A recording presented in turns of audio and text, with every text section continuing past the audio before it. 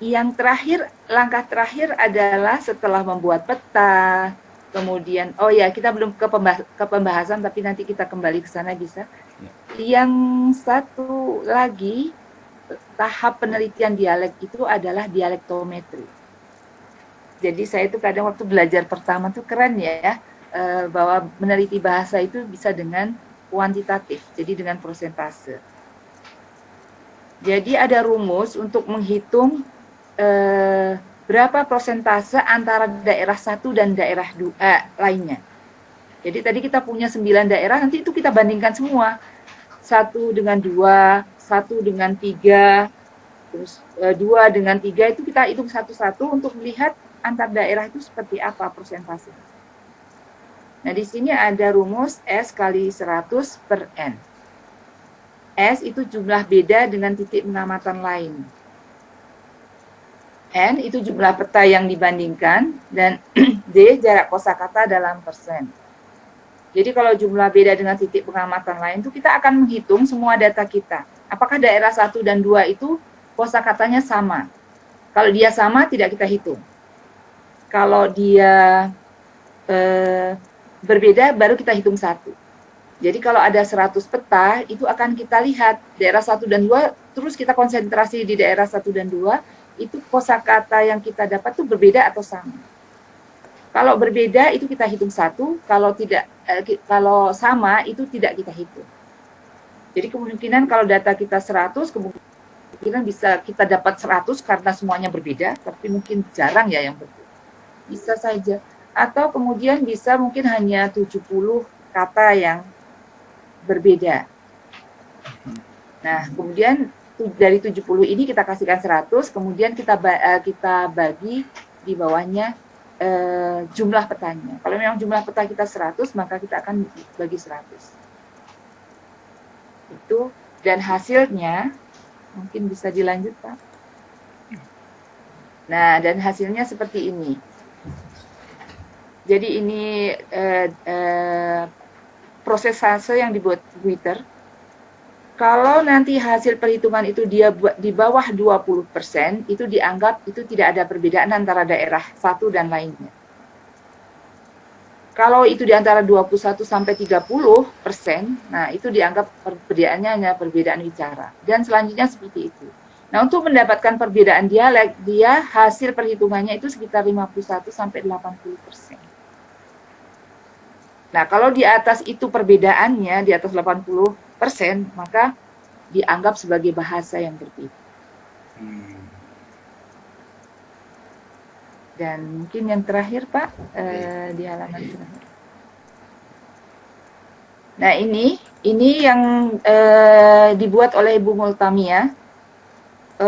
Itu agak disesuaikan dengan kondisi Indonesia, membuat prosentasenya sedikit berbeda.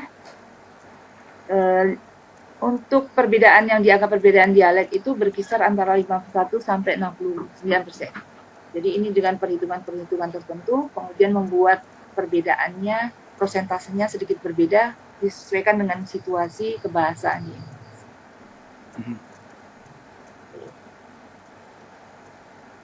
Maaf.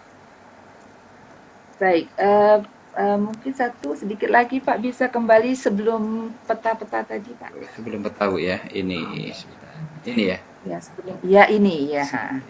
Nah ini saya kalau data-data itu misalnya kita kumpulkan seperti ini, atau bisa kita lihat dari masing-masing peta tadi.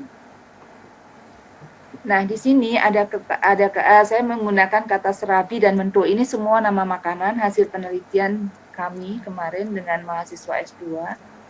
Nah, di sini ada 10 daerah yang digunakan. Nah, dari 10 daerah ini kami mendapatkan data serabi, untuk di Gelagah misalnya ada serabi, untuk di Kalibawang ada serabi. Kemudian di Pakem, daerah sedikit di puncak gunung, itu ada ketemu serabi. Kemudian di daerah Pleret ketemu serabi Inggris misalnya begitu. Nah, jadi kita bisa melihat banyak hal di sini. Yang pertama, kalau kita menganalisis, kita bisa bicara banyak hal tentang analisis atau pembahasan peta. Jadi ketika kita mendapat data ini, kita akan bisa bicara bahwa ternyata pertama ada perbedaan fonologis. Lebih cenderung fonemis. Jadi misalnya kata serabi, ternyata di daerah lain itu muncul serabi. Jadi ada penambahan fonem. Itu di teori fonologi ada ya perubahan fonem. Kemudian ada ternyata yang di daerah Pleret itu perubahannya sudah morfologi. Dia membentuk kata majemuk. Jadi tidak hanya berubah di fonemnya, tapi berubah menjadi kata majemuk. Tapi jadi itu dari lingkup morfologi. Nah kemudian yang mento juga demikian. Mento ini ternyata tidak banyak variasinya. Oh iya, yang serabi tadi muncul kata coro dan coro, artinya itu perbedaannya dalam level leksikon. Tapi di nomor 2 itu tidak banyak perbedaannya, hanya ada mento dan mentok. Nah, ini kalau kita kaitkan dengan analisis seperti itu, kita bisa menjelaskan bahwa dalam penelitian dialek kita ini terjadi perubahan fonem antar daerah, terjadi juga perubahan dalam hal morfologi seperti serapi Inggris dan juga leksikon. Ada kata apem dan coro. Kemudian kita juga bisa memanfaatkan data ini untuk saya menjelaskan bagaimana prosentase dialektometri. Jadi seperti ini misalnya kalau kita membandingkan daerah Gelagah dan Kalibawang. Nah, kita akan lihat bahwa daerah Gelagah dan Kalibawang itu untuk kata serabi itu punya kesamaan. Artinya itu tidak kita hitung. Jadi itu 0 hitungannya. Tapi kemudian yang kedua, mento, itu kita punya data yang satu ada kata mento, tapi di Kalibawang itu tidak ada. Nah, itu dianggap berbeda dan bisa kita hitung satu. Seperti itu. Jadi demikian juga nanti data ketiga, kita akan lihat lagi Gelagah dan Kalibawang itu untuk kata nomor 3 seperti apa.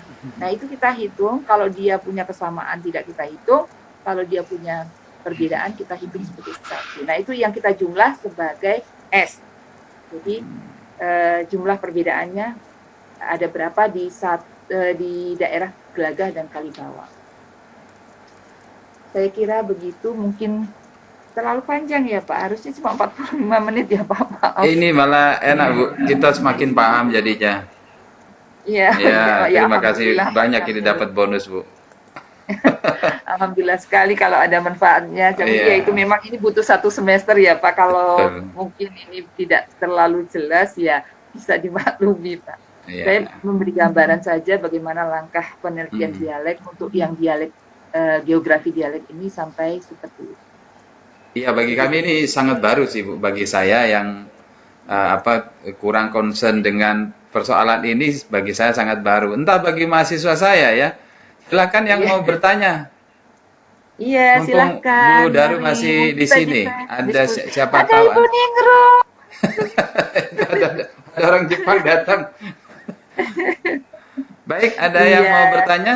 Silakan. Ada yang mau bertanya? Tadi Ibu Daru mengilustrasikan kepada kita. Tadi kan contohnya di Jogja, Bu ya. Penelitian dialektologi juga bisa dilakukan di wilayah yang lebih kecil, misalnya kecamatan yang terdiri atas berapa desa, apa mungkin dilakukan itu Bu? Itu mungkin Pak, kalau memang kadang-kadang daerah kecamatan itu kan luasnya mungkin di luar Jawa lebih luas daripada di Jogja ya Pak. Nah itu memungkinkan sekali penelitian. Saya kemarin mencoba penelitian dengan mahasiswa S2 itu di daerah perbatasan seperti Banyumas itu Pak. Ternyata di daerah itu hanya kecamatan itu ternyata di pojok ujung kecamatan yang satu dengan kecamatan yang lain itu berbeda Pak. Kosakatanya cukup berbeda. Jadi mungkin itu tergantung luas kecamatannya. Kalau semakin luas dan kemudian terutama kecamatan yang berbatasan dengan kecamatan lain yang itu memang mempunyai bahasa yang berbeda, itu akan bisa terjadi. Dan kebetulan ini Bu Daru, mahasiswa saya ini tersebar di beberapa wilayah Kalimantan Selatan dan Nah, Tengah ini. Ada yang dari Tengah, ada yang dari Tengah ya ini ya? Ada dari Kalimantan Tengah ada? ada? Ada, ini dari Kalimantan Ada, Tengah. Pak. Jadi ada yang dari Kalimantan Selatan. Ini mereka berada di rumah masing-masing karena kampus ditutup selama pandemi. Iya, betul Jadi sama Pak di jadi Jogja. memang mungkin penelitian dialektologi itu bisa dicoba di daerah masing-masing ini. Dan bisa seperti ini aja mungkin Pak, kan kita sudah punya informan yang ahli bahasa, itu akan lebih Iya. mudah lagi. Oh, iya. Jadi sebenarnya kita tinggal menyiapkan kuesioner kita, kemudian masing-masing mereka kan di keluarganya pasti ada bapak ibu atau kakek nenek yang bisa ditanyai. Iya. Dan itu tinggal kita kumpulkan, bisa dikerjakan bersama-sama, Pak. Analisis. Iya. Ya, jadi sebenarnya ini sebagai putra-putra daerah, karena bahasa itu ada teorinya bahwa bahwa menghilangnya bahasa itu ada di, saya lupa daerah mana itu 50 tahun sudah hilang Pak bahasa itu. Mhm. Jadi Betul. akan sangat sayangkan kalau tidak kita segera menginventaris Kajian, ya. menginventarisnya, mumpung ada, maksudnya ada ilmu yang bisa yang maksud saya bisa kita gunakan untuk mengumpulkan data seperti itu. Iya, Jadi dan tampaknya ini bisa dilakukan bertim, Bu ya. Jadi iya, jadi tim ini ini saja tim itu ya, sudah jadi ini bisa jadi satu tim penelitian dengan misalnya satu melacak peta beberapa kosakata, yang lainnya kosakata yang lain, jadi bisa dipecah-pecah menjadi beberapa dokumentasi dialek mungkin. iya, kalau enggak mungkin untuk pelatihan awal cukup Iya. satu kuesioner yang sama, itu mereka kita minta mengisikannya dengan menanyakan, tidak usah harus ke lapangan karena mereka sudah masing-masing di rumahnya masing-masing, Iya. bisa tanya itu tadi pada kakek neneknya. Untuk berlatih sebenarnya itu sangat menarik. Jadi sudah terkumpul, sudah terisi semua, kemudian belajar menganalisis. Nanti kalau sudah mereka menguasai begitu kan mereka bisa membuat penelitian di daerah masing-masing. Iya. Saya yang Dan ini kuliah dialektologi yang pertama yang sangat jelas saya ikuti selama hidup, Bu. oh alhamdulillah ya Allah Terima Bapak. kasih. Karena memang dulu saya belajar linguistik setengah-tengah. Dulu waktu di Gajah Mada sempat ikut kelasnya Pak Putu cuma sekali. Dan itu pun Iya. sosiolinguistik gitu kan. Dan kemarin Iya. kita mengundang tamu juga, Bu, dari mana? Dari Ibnu Khaldun yang bicara soal linguistik mikro, dan ini nyambung gitu. Bahwa di dalam dialektologi juga perlu keterampilan dasar mikrolinguistik yang sangat kuat. Karena di situ Iya, ada jelas Pak. penurunan macam-macam. Iya. Ilmu-ilmu terapan itu memang dasarnya penelitiannya tuh pasti itu, selalu itu ya Pak. Baru dikaitkan kenapa kok ini terjadi variasi seperti ini. Saya kira begitu. Iya. Jadi makanya saya dulu juga berpikir, oh kenapa sih yang 4 mata kuliah ini wajib banget. Jadi apa, fonologi, morfologi, sintaksis, dan semantik. Itu ternyata untuk meneliti banyak hal. Jadi itu harus memang dipegang dulu. Jadi sebenarnya dasarnya cuma itu untuk melihat varian-varian. Baik, Bu. Kan bahasa itu sebenarnya. Untuk sumber pustaka, Bu, sumber rujukan yang cocok dibaca anak-anak S1 ini apa kira-kira, Bu? Oh iya, Untuk maaf, dialektolik. saya belum, nanti saya kirim ke Pak Iya, Zainul iya, aja ya boleh, Pak. iya. Ya belum saya masukkan di ini. Iya. Saya kirim. Terima kasih kalau begitu, Bu ya. Baik, Iya, ada yang iya. bertanya sebelum diakhiri, ini sudah 1 jam setengah. Ada? Iya. Mumpung ada, Ada. silakan. Silakan. Itu ada yang mau bertanya, Bu, silakan. Oh silakan. Perkenalkan Bu, nama saya Desi. Iya. Gimana Bu, Mbak? bagaimana jikalau di wilayah saya tidak banyak memiliki variasi-variasi bahasa, jadi mengharuskan untuk meneliti di wilayah lain. Nah, apakah si peneliti tersebut harus menguasai bahasa itu sendiri, ataukah si informannya saja, Bu? Itu saja yang ingin saya tanyakan. Terima kasih. Iya, pertanyaan yang sangat menarik ya Mbak. Sangat menarik karena ini memang bagian dari salah satu yang harus kita perhatikan dalam penelitian dialek. Jadi betul sekali pertanyaannya. Jadi itu tadi sebenarnya orang asing itu kalau meneliti bahasa kita tuh ya nggak harus tahu bahasa kita ya. Itu prinsipnya seperti itu kan banyak orang asing tuh meneliti bahasa-bahasa di daerah kita. Dan biasanya juga tidak harus tahu persis tentang bahasa itu. Nah itu bisa dengan pertama kita bisa minta bantuan orang lain yang jelas ya Mbak. Orang lain yang memang menguasai bahasa itu dan juga bahasa kita atau bahasa nasional supaya kita mudah berkomunikasi dengan mereka. Tapi sebenarnya untuk kuesionernya nanti kalau ya, itu bisa dibantu dengan orang yang memang bisa berbahasa yang di daerah tempat kita penelitian. Tapi punya yang dipersoalkan itu adalah kuesionernya Mbak.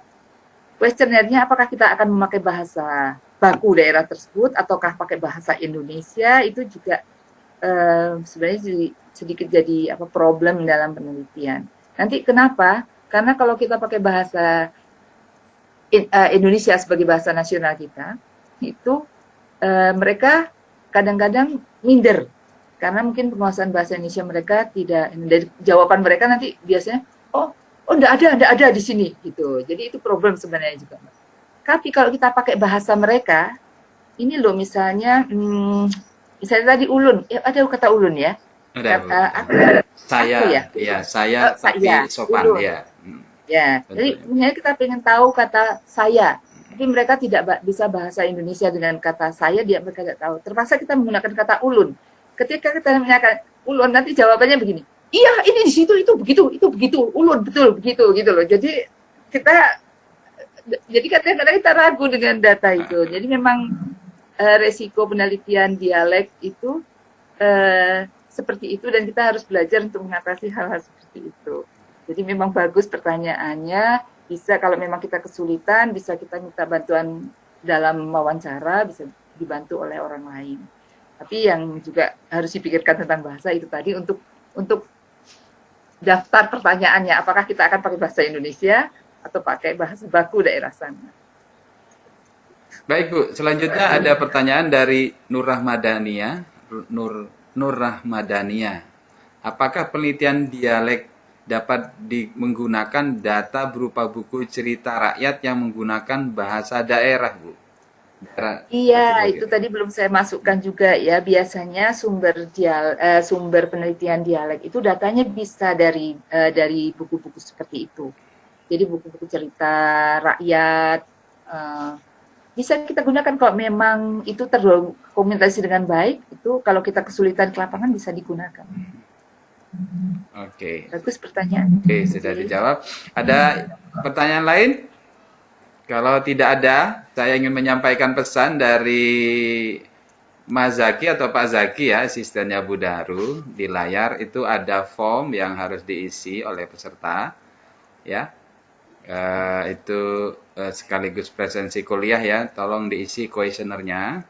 Ini kita sudah sampai pada waktu di ujung perkuliahan ini. Sebelum meninggalkan ruangan, mohon diisi ya kuesionernya. Kita foto dulu ya Pak habis ini. Baik ya Bu, kita akan foto ya. Tapi jangan lupa ya, itu di ruang percakapan itu ada form. Ya, sekali lagi Bu Daru, kami mengucapkan terima kasih atas atas perkenan Ibu membagi waktu Ibu yang sangat berharga di kelas kami untuk memberikan pencerahan. Terima kasih sekali Pak. Teknologi, Bu. Saya juga terima kasih diberi kesempatan berbagi. Mudah-mudahan bermanfaat. Amin. Membuka wawasan mahasiswa bahwa ada penelitian seperti ini, karena Kalimantan itu saya pikir walaupun sepertinya tidak ada varian, tapi saya yakin karena daerahnya memungkinkan untuk masih banyaknya kosakata yang tersimpan ya Pak. Saya kira itu butuh mahasiswa yang bisa melakukan penelitian itu supaya bahasa itu jangan hilang dulu. Ya, siap Bu. Ya. Oke ya, ini pesan-pesan bagi generasi milenial ya, supaya meninggalkan catatan sejarah penting bagi bahasa daerahnya masing-masing. Mungkin ini Pak satu yang kadang-kadang mahasiswa itu mengapa sih kita harus mengadakan penelitian-penelitian seperti itu, bahasa atau budaya-budaya yang memang menjadi budaya kita, itu karena memang itu kepribadian kita ya Pak. Karena kalau kita nggak punya itu, kita bukan siapa gitu loh. Jadi harus kita pertahankan karena itu sebagai identitas kita. Nah itu yang belum disadari oleh anak-anak muda sekarang. Kalau kita kehilangan itu, kita betul-betul kehilangan identitas. Kita tidak tahu siapa kita. Nah, jadi penelitian semacam ini saya pikir sangat bermanfaat kalau bisa dilakukan. Bu Darul, namanya sekarang berubah jadi Sabila ya? Iya, aku tuh nggak tahu itu tuh mesti berganti-ganti itu loh. Dan ini kemarin sudah diganti kok hari ini ganti lagi. Saya tuh ya bingung. Ini orang gaptek banget, maaf ya Pak saya. Baik Bu, kita foto dulu ya Bu ya. Iya, Aktifkan Pak. kameranya ya. Baik, sebentar.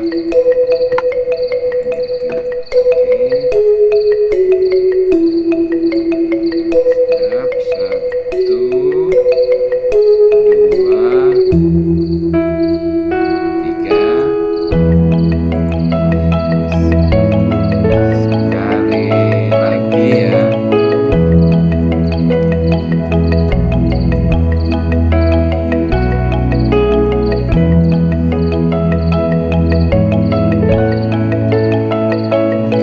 Sekali lagi. 1, 2,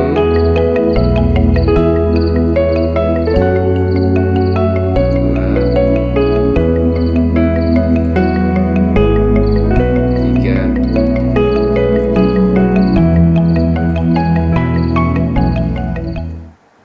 Baik, terima kasih Bu Darut, terima kasih Bu Ningrum. Alhamdulillah. Terima kasih semuanya. Pak, saya nanti boleh minta fotonya ya Pak. Ya, siap Bu, nanti deh. Atur nuhun. Terima kasih. Semuanya maaf kalau ada kekurangan. Terima Maaf, kasih Bu. Pak. Terima kasih semuanya. Sampai di sini saya mohon maaf atas pengampu mata kuliah. Assalamualaikum warahmatullahi wabarakatuh. Waalaikumsalam warahmatullahi wabarakatuh. Jangan lupa kuesionernya diisi, ya. Oh iya Mbak, Mas, terima kasih. Kuesionernya diisi ya. Ya Pak, sudah Pak. Oke, Baik, terima kasih. Pak. Terima kasih Ibu.